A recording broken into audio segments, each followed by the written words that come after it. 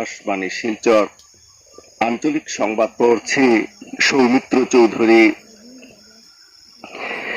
দেশে পঞ্চম, ষষ্ঠ ও সপ্তম পর্যায়ে লোকসভা নির্বাচনের জন্য প্রচার অভিযান তুঙ্গে উঠেছে। পঞ্চম পর্যায়ে আগামী 20 মে দেশে 49টি আসনে ভোট গ্রহণ করা হবে। এদিকে ষষ্ঠ পর্যায়ে 25 মে 57টি আসনে এবং সপ্তম পর্যায়ে আগামী 1 জুন আরো 57টি আসনে ভোট গ্রহণ করা হবে। প্রধানমন্ত্রী নরেন্দ্র মোদী গতকাল উত্তরপ্রদেশের প্রতাপগড়, জৌনপুরি এবং আজমগড়ে নির্বাচনী প্রচারে অংশ নিয়েছেন। বিজেপির জাতীয় সভাপতি জেপি নাড্ডা গতকাল উড়িষ্যায় নির্বাচনী প্রচারে অংশ নিয়েছেন। বিজেপির প্রবীণ নেতা তথা কেন্দ্রীয় স্বরাষ্ট্রমন্ত্রী অমিত শাহ বিহারে আয়োজিত জনসভায় দলীয় প্রার্থীদের পক্ষে প্রচার করেন। এদিকে কংগ্রেসের সভাপতি মল্লিকার্জুন খার্গে গতকাল উড়িষ্যায় নির্বাচনী প্রচারে অংশ নেন। কংগ্রেস নেত্রী প্রিয়াঙ্কা গান্ধী উত্তরপ্রদেশের রায়বেরিলিতে জনসভায় অংশ নিয়েছেন। আসামের মুখ্যমন্ত্রী ডক্টর হিমন্ত বিশ্ব শর্মা গতকাল উড়িষ্যার বরাগড়ে আয়োজিত নির্বাচনী জনসভায় বক্তব্য রাখেন। হাইলাকান্দি জেলায় পরিবেশ সংরক্ষণের জন্য সরকারি বিভাগগুলির পরিকল্পনা তৈরি করে আজকের মধ্যে জেলা প্রশাসনের কাছে প্রতিবেদন জমা দিতে নির্দেশ দেওয়া হয়েছে। জেলা উন্নয়ন আয়ুক্ত এলডার ফারহিনের পৌরোহিত্যে সম্প্রতি আয়োজিত এক সভায় সরকারি বিভাগগুলিকে পরিবেশ সংক্রান্ত পরিকল্পনা প্রস্তুত করা এবং পরিবেশ রক্ষায় হাইলাকান্দি পৌর এলাকায় পৌরসভাকে এবং গ্রামীণ এলাকায় জনস্বাস্থ্য কারিগরি বিভাগ ও গ্রামোন্নয়ন বিভাগে কাজ করার নির্দেশ দেওয়া হয়েছে। করিমগঞ্জ পৌর এলাকার দায়িত্বপ্রাপ্ত অতিরিক্ত আয়ুক্ত এক বিজ্ঞপ্তিতে করিমগঞ্জ শহরের বর্তমান যানজট সমস্যা নিরসনে 2023 সালের 6 জুলাই গৃহীত সিদ্ধান্ত অনুসারে ব্যবস্থা গ্রহণের নির্দেশ দিয়েছেন। বিজ্ঞপ্তিতে বলা হয়েছে যে শহর এলাকায় সব ধরনের বাণিজ্যিক যানবাহনগুলি কানিশাইল থেকে যাত্রীদের উঠানামা করাতে পারবে। শহরের মেইন রোডে কোনো ধরনের বাণিজ্যিক যানে যাত্রীরা উঠানামা করাতে পারবেন না। নির্দেশ অমান্যকারীদের বিরুদ্ধে আইনি ব্যবস্থা গ্রহণ করা হবে বলে অতিরিক্ত আয়ুক্ত জানিয়েছেন।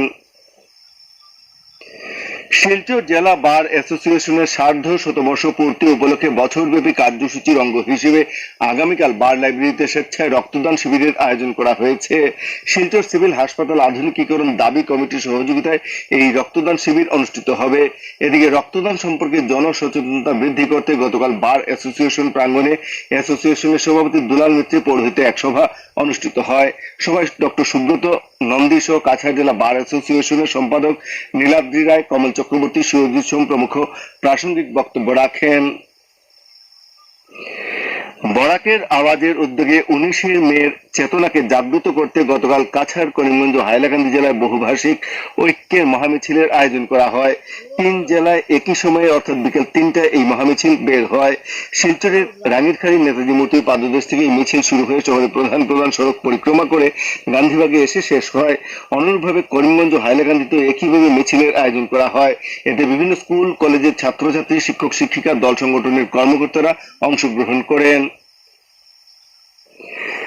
ছাত্র সংগঠন এআইডিএসওর কাছাড় জেলা কমিটির উদ্যোগে একাদশ ভাষা আন্দোলনের শহীদদের শ্রদ্ধা জানাতে আজ কাছাড় জেলার বিভিন্ন শিক্ষা প্রতিষ্ঠানে পথনাটিকা পরিবেশিত হবে। এদিকে গতকাল ছাত্র সংগঠনের পক্ষ থেকে শিলচরের Chhotolal Seth Balika Vidyalaya, Malgram girls high school, Cachar high school, Vivekananda Bahumukhi Madhyamik বিদ্যালয় এবং দীননাথ নবকিশোর বালিকা বিদ্যালয়ে পথনাটিকা পরিবেশিত হয়।